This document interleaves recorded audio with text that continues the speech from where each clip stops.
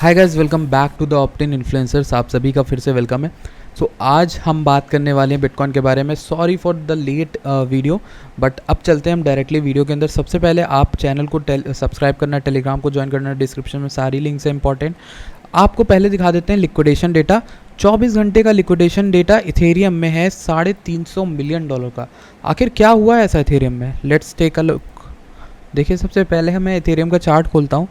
ये इथेरियम का हमारा चार्ट है और let me set the view. तो ये हमारा इथेरियम का चार्ट है। ओके, सो इसमें आप एक चीज़ देखोगे कि इथेरियम का मूवमेंट देखोगे ना, कितना प्यारा हुआ है। अराउंड $1076 से इसका मूवमेंट 50% से 40% तक का हुआ है। ये इथेरियम में हुआ है खाली, ठीक। और क्यों हुआ? इथेरियम का जो नेकलाइन थी वो ब्रेक हो गई थी, ठीक। जैसे ही वो ब्रेक हुई, यहाँ बाय का एक सिग्नल बनता है लाइक दिस। देखिए, सिंपल एक पैटर्न आपको बता रहा हूँ। और वैसे न्यूज़ के हिसाब से आप चेक कर सकते हो, बहुत सारी न्यूज़ आई हुई हैं। तो ये एक नेकलाइन है जो मैं आपको समझाता रहता हूँ हमेशा, और आप कुछ सीख के भी जाओगे आशा करता हूँ। यूँ ऐसे आया, डबल बॉटम, ट्रिपल बॉटम बना एक तरह से, और ये ब्रेक हुआ। जब ये ब्रेक हुआ तो ऊपर चला गया, ठीक। अब टारगेट इसका क्या होता है जनरली? इसका टारगेट पता है क्या होता है? जनरली इसका टारगेट इतना तो होता है मिनिमम, एटलीस्ट टिल दिस। सो अगर हम इसके ब्रेकआउट से इसको यहाँ तक रखें तो इसने अपना टारगेट अचीव कर लिया, विच इज़ अराउंड $1500। तो इथेरियम काफ़ी चर्चा में रहा है पिछले कुछ दिनों से, क्योंकि इसने अच्छा खासा रिटर्न लोगों को बेयर मार्केट में ला के दिया है। वेराज अगर हम BTC की बात करें तो BTC उतना ऊपर नहीं उठा है। ये देखो, हमारा वॉल्यूम का ये जो चार्ट है, इसमें कोई खास उतना मूव नहीं आया है देखने को लेकर। दोनों अभी भी उसी ऑरेंज लाइन में, उस ऑरेंज लाइन से भी बाहर नहीं हुए, जो है 23,300 से ऊपर।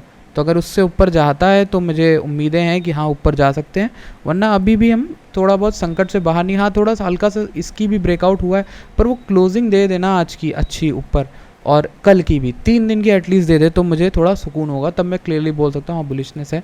यहीं इथेरियम में अगर हम बात करें तो इथेरियम ने इसने पैटर्न को पूरा किया, ऊपर की ओर गया, बुलिश गया, टारगेट अचीव किया। अब मिनिमम टारगेट जो नॉर्मली अचीव कर सकते हो आप स्टॉक मार्केट में देखते हो, वो 1700 तक तो रख सकते थे, बट चूंकि इथेरियम है, let's see where it goes. सबसे पहले आपको मैं बिटकॉइन की अपडेट देना चाहूँगा, क्योंकि वो इंपॉर्टेंट है। आपको समझ में आना चाहिए कि बिटकॉइन कहाँ जा सकता है। तो बिटकॉइन में हम सबसे पहले इस चार्ट में तो हम वॉल्यूम लगाना चाहेंगे, क्योंकि वॉल्यूम ही वो चीज़ है जो मुझे आपको बतानी चाहिए, इंपॉर्टेंट। तो वॉल्यूम अगर देखें तो इस कैंडल में ठीक ठाक आया है, इस कैंडल में ठीक ठाक वॉल्यूम आया। 4 आवर्स में देख लेते हैं, लेट्स सी। तो वॉल्यूम यहाँ पर अच्छा खासा है इस एरिया में, तो ब्रेकआउट कर सकता है इस एरिया को। बस एक और वॉल्यूम चाहिए हमें, और इसकी 23,300 का लेवल टूट सकता है। और मुझे लग रहा है ट्रेंड में थोड़ा बहुत दम है। पर आप लोग कहोगे भाई, आप तो कह रहे थे यार नीचे के चांसेस हैं, नीचे के चांसेस हैं, उसके लिए चार्ट खोला तो है मैंने आपको क्लियरली बोला है, मार्केट एक डेड कैट बाउंस ले सकती है। ये हमेशा से बताता आ रहा हूँ। 23,000, 24,000, 25,000, 26, 27 तक भी जा सकती है इवेंट, ठीक। 24 से मैंने बोला था आपको, मिनिमम 24 से 25 के आसपास रह सकती है मार्केट, जा सकती है। तो अभी जा रही है, क्या दिक्कत है? जा रही है, अपना काम कर रही है, जो करना है उसको। तो मार्केट का अगर मैं एक चीज़ आपको बताता हूँ इंटरेस्टिंग, जो येलो लाइन है, ये कौन सी है? ये हमारी MA सिंपल मूविंग एवरेज। ये हमारी बैठी हुई है अराउंड $22,700 के अराउंड। तो 22,700 से ही एग्जैक्टली वीकली में ये रिजेक्ट होके आई है नीचे की ओर। तो ये एक सब रेजिस्टेंस बना हुआ है। पहला रेजिस्टेंस हमारा 22,700 पे ये है, ये आपको ध्यान रखना चाहिए, ठीक। पहला रेजिस्टेंस हमको मिल गया, पहला रेजिस्टेंस ये। दूसरा जो रेजिस्टेंस हमें दिख रहा है वो EMA का है, 200 का। वही सेम 200 EMA का हमें ऊपर की ओर दिखेगा 26,000 के अराउंड। तो वो भी एक इम्पॉर्टेंट लेवल हो सकता है हमारे लिए। अगर हम इस MA को 300 करके देखें तो हम देखें कि कहाँ पर ये बैठा हुआ है। 300, लेट्स सी। 300 नीचे है, ये एक अच्छा सपोर्ट बन सकता है। देखो, मैंने जिस वजह से बताया था कि नीचे सपोर्ट ले सकता है। अगर हम इसको 100 कर दें तो लेट्स सी ये कहाँ पर है, ऊपर की ओर है। तो this is not going to matter. हम EMA को देख लेते हैं ज़रा अपने। तो EMA को अगर हम देखें तो 100 देखते हैं, EMA कहाँ पर है हमारी। ये हमारी 100 ऊपर चली गई। आई थिंक इसको 200 करते हैं। 200 EMA हमारी यहाँ पर बैठी हुई है 26,000। तो ये एक इम्पॉर्टेंट लेवल है। 26,000 की EMA को मैं क्यों बार बार बोल रहा हूँ? देखिए, कुछ EMAs हैं जो इम्पॉर्टेंट होती हैं क्रिप्टो में, बिटकॉइन में। जैसे कि हमारी ये 200 वाली काफ़ी इंपॉर्टेंट है वीकली में, क्योंकि इसने काफ़ी ज़्यादा सपोर्ट भी किया है, इसने रिजेक्शन भी दिया है। और यही 200 को अगर मैं डेली में लगाऊँ ना, तो ये इंपॉर्टेंट बन जाती है। कैसे बनती है दिखाता हूँ मैं आपको। एक डेली में 200, और इसको EMA को बंद कर देता हूँ। 200 डेली को ले लूँ, इसको खोल देता हूँ।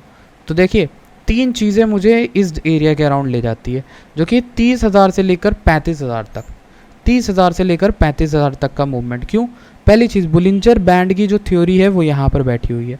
दूसरा, हमारा यहाँ पर EMA बैठे हुए हैं। कौन से? 200 EMA और 200 MA, दोनों ही वहीं पर है। 200 MA से ही हमने यहाँ पर देखो रिजेक्शन पाया था 48,000 के अराउंड जब हम रिजेक्ट हुए थे। तो 48,000 के अराउंड हुए थे, तो हो सकता है हम सेकंड दोबारा फिर से बाउंस मारे।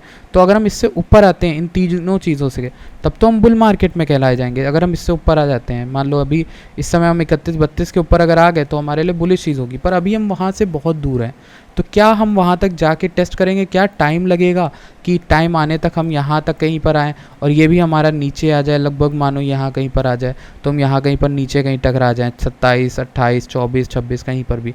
तो ये दोनों केसेस हमारे पॉसिबल हैं। तो अभी फ़िलहाल आपको क्या करना चाहिए? मार्केट जो है वो ऊपर की ओर जा रही है और ये डेड कैट बाउंस हो सकता है, इसलिए मैंने आपको बता के रखा है कि कौन सी EMA कहाँ पर है, कौन सी EMA कहाँ पर है। ये येलो वाली EMA जो है हमारा सहारा है, बिकॉज लास्ट टाइम भी एक देखो ये विक आई थी, ये ऊपर की ओर ले गई, लेकिन इसी येलो से रिजेक्ट कर गई थी नीचे की ओर। तो हमारा जो अभी कर रहा है वो अगर इससे ऊपर क्लोज होता है तो हमारे लिए ग्रीन सिग्नल होगा, एटलीस्ट टिल समय लगभग 24, 25, 26 तक तो ले जाएगा, ठीक, इन लेवल्स तक। मुझे उम्मीद थी एक बाउंस की, और वो बाउंस हमें हो रहा है। पर मुझे जो उम्मीद थी मेन सबसे बड़ी वो ये कि हमें दोबारा 17 से 16, 16.5 के बीच में रिविज़िट करना चाहिए। ये मेरा मानना है कि 16.5 और 17। क्यों बोल रहा हूँ मैं ऐसे, किस बेसिस पे बोल रहा हूँ बता देता हूँ। मुझे पहली चीज़ जो मिली वो देखो, CPI की कोई भी वीकन होता है वही रिपोर्ट आई नहीं है, तो पहले ये बेरिश चीज़ है। कोई भी स्टॉक मार्केट और क्रिप्टो मार्केट या फिर कोई भी बड़ी ग्लोबल मार्केट में हमें उतना कुछ देखने को मिला नहीं है जिस तरह से क्रिप्टो कर रहा है। तो मेरे ख्याल से क्रिप्टो अभी डिपेंडेंट है। अगर उनमें कुछ भी दिक्कत आती है, CPI नेक्स्ट आती है तो और कुछ वरीसम आ जाता है, तो भी हमें इसमें डाउनफॉल देखने को मिलेगा। आज क्रिप्टो का 1 ट्रिलियन मार्केट कैप हो गया होगा, ये देखो हो गया 1 ट्रिलियन वापस से।